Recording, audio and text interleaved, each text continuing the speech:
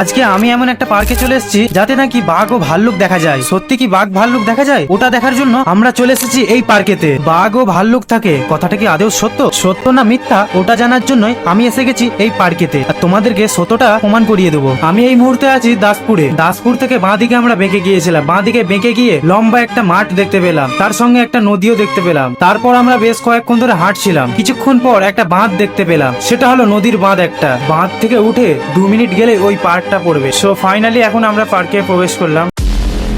পার্কে ঢুকে একটু ভয় ভয় অনুভব করছিলাম, কারণ চারিদিকে বন জঙ্গল ভর্তি হয়ে আছে, মানে কিছুই দেখতে পাচ্ছিলাম না ভালোভাবে। কিছু রাস্তা দেখা যাচ্ছিল, আবার কিছু রাস্তা দেখাই যাচ্ছিল না। এইরকম অবস্থা দেখে আমরা একটা জায়গায় বসে পড়লাম। পার্কে বাচ্চারা যেখানে খেলাধুলা করে সেটাও বন জঙ্গল হয়ে গেছে। এই পার্কেটার মধ্যে আমাকে একটা জিনিসই ভালো লাগলো, সেটা হলো ডাইনোসর। এবার ভাবলাম যে ডাইনোসরটাকে সামনের দিক দিয়ে দেখা যায়, তাই আমি ডাইনোসরকে দেখতে যাচ্ছিলাম। তারপরে কয়েকটা ফুল গাছ দেখতে পেলাম, মানে এই বন জঙ্গলের মধ্যে এই কয়েকটা ফুল গাছও আছে। ডাইনোসরের কাছে যাওয়ার আগে আমরা একটা ভয়ানক আওয়াজ শুনতে পেলাম। তারপরে আমি ভয়ে ভয়ে ডাইনোসরের উপরে উঠে পড়লাম। তারপর আমাকে এতটাই ভয় লেগেছে যে আমি ডাইনোসরের উপর থেকে লাফ মেরে দিলাম।